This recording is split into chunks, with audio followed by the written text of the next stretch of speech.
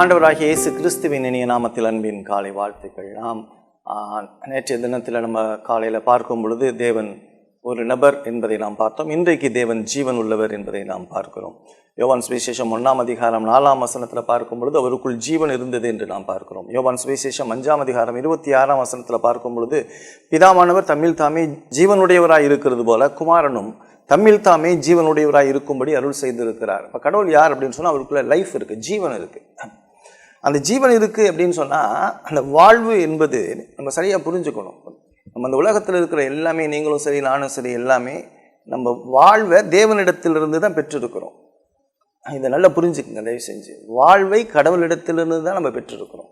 இப்போ வாழ்வை கடவுளிடத்திலேருந்து பெற்றிருக்கணும். அந்த உலகத்தில் இருக்கிற அனைத்து உயிரினங்களும், நீங்களும் நானும் படைப்பு, நம்ம இந்த உலகத்தில் வாழக்கூடிய கிருபைகளை கர்த்தர் நமக்கு ஏற்படுத்தி கொடுத்துருக்கிறார். கடவுள் தான் நம்மளை படைச்சிருக்கிறார். இப்போ நம்ம என்ன பார்க்குறோம் அப்படின்னு சொன்னால், இன்றைக்கி இது மனுஷிகமாக கடவுள் இது புரியணும். முதல்ல நம்மளுக்கு என்னென்னா, கடவுளை என்னை படைச்சிருக்காருன்னா எனக்கு தேவையானதெல்லாம் கடவுளுக்கு தான் தருவார், என்ன மனுஷனும் தர முடியாது.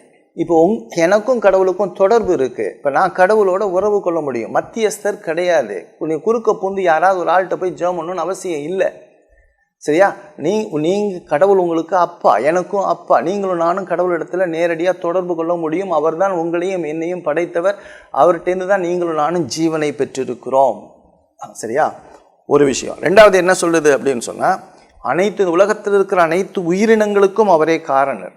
நீங்கள் பார்த்தீங்க அப்படின்னு சொன்னால் அப்போஸ்தலர் 17ஆம் அதிகாரம் 25ஆம் வசனத்தில் எல்லாருக்கும் ஜீவனையும் சுவாசத்தையும் கொடுக்கிறவர். அதே போல் ஆதியாகமம் 2ஆம் அதிகாரம் 7ஆம் வசனத்தில் பார்த்தீங்கன்னா, தேவனாகிய கர்த்தர் மனுஷனை பூமியின் மண்ணினாலே உருவாக்கி ஜீவ சுவாசத்தை அவன் நாசியிலே ஊதினார், மனுஷன் ஜீவ ஆத்மாவானான் என்று பார்க்கிறோம். இப்போ கடவுள் தான் உயிர் கொடுத்தவர். அதை நல்லா புரிஞ்சுக்கணும். அப்போ என்னுடைய ஜீவன் யார்கிட்ட இருந்து பெற்றிருக்கேன், நான் அந்த உலகத்தில் இருக்கிறதுக்கு காரணம் யார் அப்படின்னா என்னுடைய ஆண்டவர். முதல் விஷயம். அடுத்தது, இந்த வாழ்வை கொடுத்தவர் தான் வாழ்வை எடுக்க முடியும். வாழ்வை கொடுத்தவர் தான் வாழ்வையும் எடுக்க முடியும். யோபுவினுடைய புஸ்தகம் 34ஆம் அதிகாரம் 14-15 வசனத்தில், அவர் தம்முடைய இருதயத்தை அவனுக்கு விரோதமாக திருப்பினாராகில் அவனுடைய ஆவியும் அவனுடைய சுவாசத்தையும் தம்மிடத்தில் இழுத்துக்கொள்வார். அப்படியே மாம்சமான யாவும் ஏகமாய் ஜீவித்து போவும், மனுஷன் தூளுக்கு திரும்புவான்.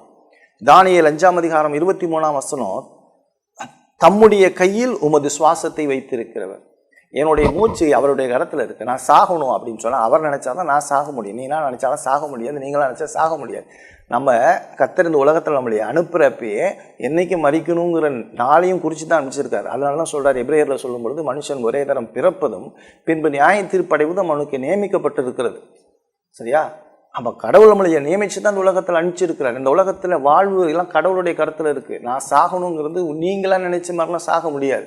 கடவுள் என்னைக்கு நினச்சிருக்கிறாரோ அன்றைக்கி தான் நம்ம சாக முடியும். கடவுள் நம்மளை படைச்சிருக்கிறார். கடவுள் தான் நம்மளை உயிரை எடுக்க முடியும். நம்மளுடைய ஜீவன் அவர் தான் எடுக்க முடியும். அடுத்தது, நம்முடைய வாழ்வை காக்கிறவர், நம்முடைய ஜீவனை காக்கிறவர்.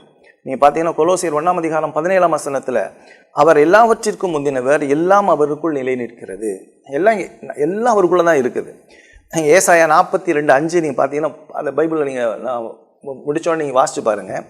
வானங்களை சிருஷ்டித்து அவைகளை விரித்து பூமியும் அதிலே உற்பத்தியாகிறவைகளையும் பரப்பினவரும் அதில் இருக்கிற ஜனத்திற்கு சுவாசத்தையும் அதில் நடமாடுகிறவைக்கு ஆவியும் கொடுக்கிறவருமாகிய கர்த்தராகிய தேவன் சொல்லுகிறதாவது அப்படின்னு சொல்கிறார். எல்லாத்தையும் படைச்சு ஆண்டவர் எல்லாவற்றையும் பண்ணுறார். இப்படிப்பட்ட ஒரு அருமையான ஒரு தேவன், படைத்த தேவன், அவர் ஜீவன் உள்ள தேவன். அதை நம்ம புரிஞ்சு கொள்ளணும். நம்மளுக்கு ஜீவன் கொடுத்த தேவன், நம்மளுடைய சுவாசத்தை அவர் கையில் வச்சிருக்கிற தேவன். நீங்களும் நானும் பாவம் செஞ்சு ஏகமாய் கெட்டு போனோம். அதனால தான் கடவுளை அறிய முடியல, வேதத்தை வாசிக்க முடியல, வேதத்தை தியானிக்க முடியல. இந்த தேவனை குறித்து நம்ம பார்க்கும் பொழுது, அவரே நித்திய ஜீவனை கொடுக்கிறவர். நம்மளுக்கு மறுபடியுமா பாவத்தில் விழுந்து போனதுனால நித்திய ஜீவனை கொடுக்கக்கூடிய கிருபையும் அவரிடத்துல தான் இருக்குது. யோவான் சுவிசேஷம் 17ஆம் அதிகாரம் 1ஆம் வசனத்தில் பார்க்கும் பொழுது, ஒன்றான மெய் தெய்வமாகிய உம்மையும் நீர் அனுப்பினவராகிய இயேசுவை அறிவதே நித்திய ஜீவன், கிறிஸ்துவை அறிதல் நித்திய ஜீவன்.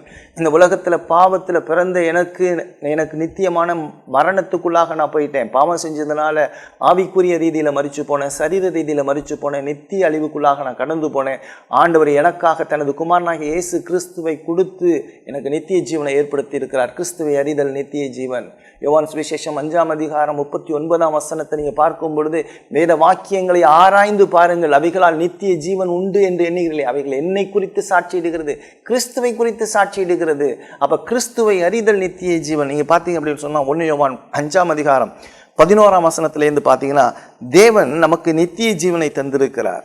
அந்த ஜீவன் அவருடைய குமாரனில் இருக்கிறது என்பதை சாட்சியாம். குமாரனை உடையவன் ஜீவனை உடையவன், தேவனுடைய குமாரன் இல்லாதவன் ஜீவன் இல்லாதவன். உங்களுக்கு நித்திய ஜீவன் உண்டென்று நீங்கள் அறியவும், தேவனுடைய குமாரனுடைய நாமத்தின் மேல் நீங்கள் விசுவாசமாய் இருக்கவும், தேவனுடைய குமாரனுடைய நாமத்தின் மேல் விசுவாசமாய் இருக்கிற உங்களுக்கு எழுதுகிறேன் என்று சொல்லுகிறார். நம்மளுக்கு லைஃப் எங்கே இருக்குது அப்படின்னா கிறிஸ்துவில். நீங்கள் உலகத்தை தேடிட்டு இருக்கான் மனுஷன். இன்னைக்கு உலகத்தில் இருக்கிற சொத்து, பணம், புகழை தேடிட்டு இருக்கு. அதெல்லாம் விட்டுருங்க தயவு செஞ்சு. அதெல்லாம் தற்காலிகமானது, அதெல்லாம் சும்மா கொடுக்கப்பட்டதான். நிர்வாணியாக வந்து நான் நிர்வாணியாக போகிறேன், நான் எதுவும் கொண்டுட்டு வந்ததில்லை, எதுவும் கொண்டுட்டு போகிறதில்லை. கர்த்தர் கொடுத்தார், கர்த்தர் எடுத்தார், இதுதான் விஷயம். இந்த யோபு சரியான புரிதலை கொண்டு இருந்தார். இன்னைக்கு உங்களுக்கும் எனக்கும் தேவை என்னன்னா, ஆண்டவராகிய இயேசு கிறிஸ்து, அவர் மூலமாக தான் பாவ மன்னிப்பு, கிறிஸ்துவை அறிதல், அது ரொம்ப இன்றியமையாதது. இப்போ நான் வேதம் என்ன சொல்லுது அப்படின்னு சொன்னால், கடவுளுடைய குணாதிசயத்தை பார்க்கும் பொழுது அவர் ஜீவன் உள்ளவர். அவர் ஜீவன் உள்ளவராக இருந்ததுனால தான் நம்மளுக்கு ஜீவன் கொடுத்தார். அந்த ஜீவனை நம்ம பாவத்தினால கெடுத்து போட்டுட்டோம். அந்த மறுபடியும் ஆண்டவர் நம்மளுக்கு என்ன செய்கிறார்? நித்திய ஜீவனை கொடுக்குறார். அப்போ அந்த நித்திய ஜீவன் எங்கே இருக்குன்னா கிறிஸ்துவனிடத்தில் இருக்குது. கிறிஸ்துவை அறிதல் நித்திய ஜீவன். கிறிஸ்துவை அறிந்து கொள்ள கர்த்தர் கிருபையும் இரக்கமும் பாராட்டுவாராக. ஆமென்.